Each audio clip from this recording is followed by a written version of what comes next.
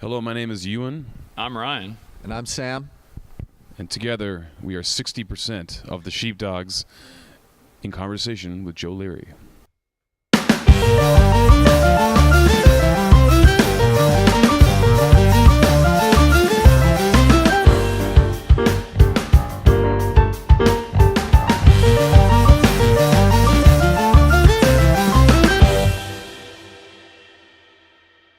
Sam, Ryan, Ewan, the Sheepdogs, a good percentage of the Sheepdogs. You're on day 2 of a 2-dayer in Vancouver. What does one do between day 1 and day 2 in Vancouver?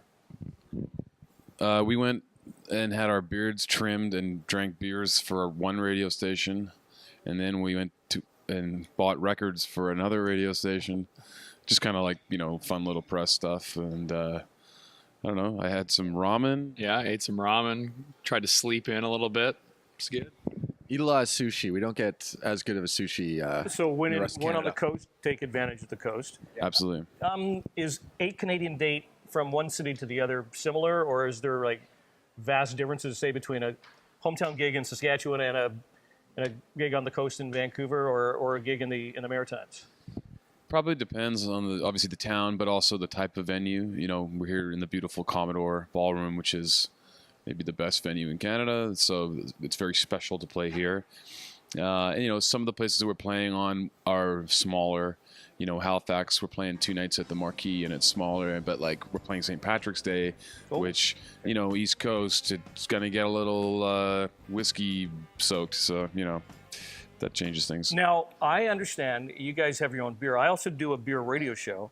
So how did the Sheepdogs and beer kind of coalesce? What was that story? Well, it started with us liking beer. Okay. So that was step one. And then, we went for a meeting at Mill Street, and they gave us a sample of a whole bunch of different types of beer and kind of asked us what we wanted to. I mean, one of the things we always talk about is oftentimes when they do a special beer, they kind of want to go crazy and make it we're talking about a peanut butter and jam beer or whatever. And we just wanted a bird. Guys like to just sit around and drink beers. We want something you can drink a bunch. We learned sessionable. We wanted something that was sessionable. So it was Sheepdog approved then? It was. So they gave us a bunch of, they kind of asked us what we liked. And then they had this one beer that they had been the brewmaster had been trying out just within the brewery. And he gave us a little taste of it. And we really liked it. It's a golden ale, but it's a good, hanging around at a barbecue, something you can just drink. Cause you want someone to be able to drink 10 of them if they want. You don't want to just have one and then you have a responsible. Yeah, 10 over the course of 16 hours. Yeah, that sort of leads into the whole question of merch, because I've seen your merch table, and there's a lot of really standard traditional fare, the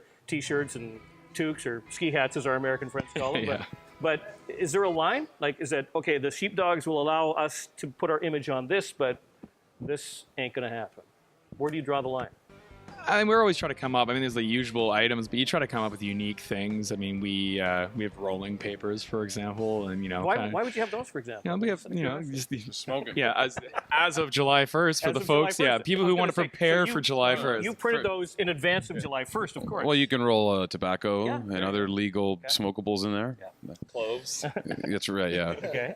So what about socks, onesies? Where does is it, as long as it represents you guys well, or if it sort of has something Canadian, iconically Canadian to it, you're kind of cool with that? I don't know. It's not. We're just trying to make a buck. That's about it, I guess. But in terms of merch, we have some of the usual suspects, but at the same time, we want to have maybe something that's stands out a little bit. It's a little more fun. What do we have this time that's new? What do we have? Pins and pennants and just posters, all kinds of shirts, and no adult diapers. That's where we draw the line. Yeah. That's the line. The one generality I've drawn from watching your videos is that it appears you guys have a lot of fun doing what you're doing, and don't take yourself too seriously. At the same time, it is a business, and business can be serious, and there can be some shit that goes on in the record business. But at the end of the day, it should be about having fun. Is that fair to say? It's certainly what we sort of embody, I guess. It's there is a lot of things going on in the world that can really wear you down, and I think the idea is that when you walk through the door at a Sheepdogs show, it's kind of like forgetting about those things for a while, and you're coming in here and you're just having a good time, and you're kind of forgetting about what's on social media or what's the news story of the day.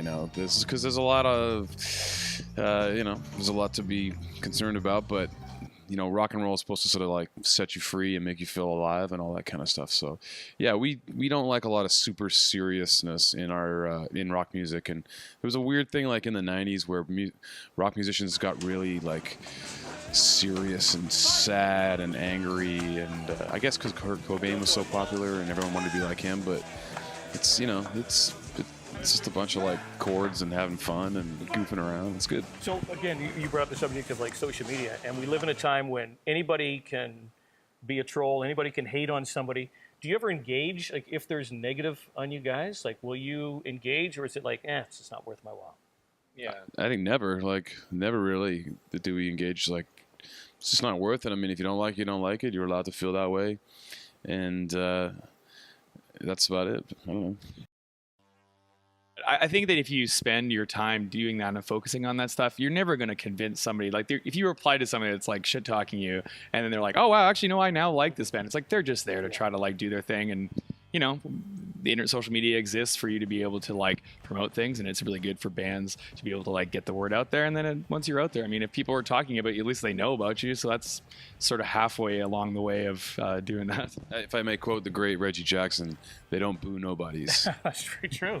Let me ask you about the camaraderie on the road, because obviously you guys spend inordinate amounts of time together, and sometimes in often confined spaces, whether it be a band room or a tour bus or whatever.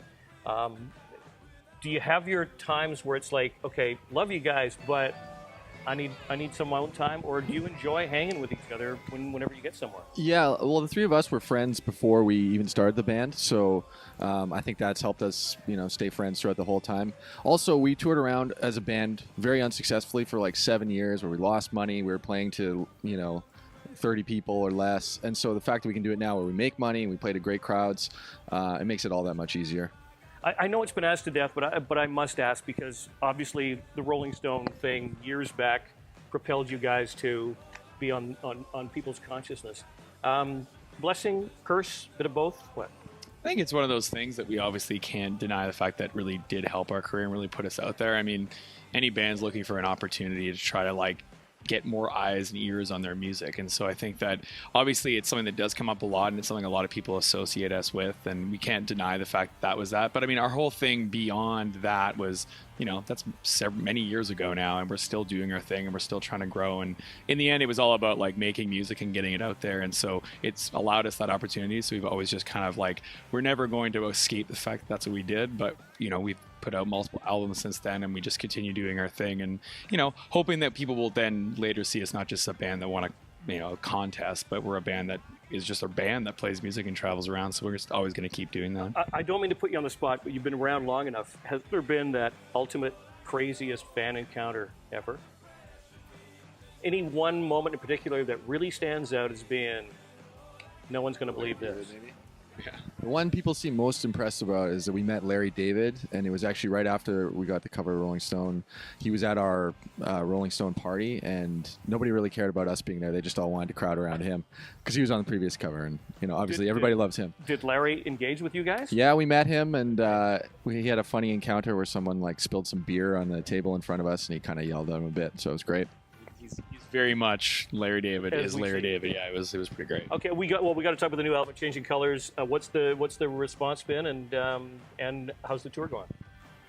The response has been pretty good, I think. People are really digging the new songs live. We're trying to like do as many of the new stuff, as much as the new stuff as we can, but also keep the old stuff going. But yeah, it's really fun to play some fresh jams. We had a really hard time making the set list because we wrote up about 45 songs that we might play, and then we have to do so many shows in a row. We just can't do like a Bruce Springsteen 3.5-hour show. Yeah. So we had to cut it down to about just shy of 2 hours. So the set is really coming together. We had a really great show here last night, so starting to feel like we've got the live show where it needs to be. Yeah, I was gonna say talking about social media and stuff, it's like you sit on a record after it's done for many months and you wait and wait, and a lot of people don't hear it. And it's one positive thing about that is that the word gets out very fast with streaming, and so we've gotten a lot of people that our album's only been out for like I guess 2 weeks now, and people know a lot of the new songs already, and we're getting a lot of feedback that people really like it. So it's funny because you sit on these songs for so long, even after they're recorded, and then you bring them to the live settings. It's pretty cool when you get to come out and see people singing along to songs that really have only been out for a couple weeks. One final question: is there nervous anticipation before you release it? Because you've rehearsed these songs, you've been in the studio with these songs before Joe Public has a chance to hear them. Is there that nervous anticipation, like, geez, I hope these people dig it, or do you just figure our fans are with us and they're going to like what we do? No, we would never take for granted that it's a hit. Like you got confidence, when you like make a song and you're listening back and you're like, yes, I like this. That's obviously the first goal, is to impress ourselves.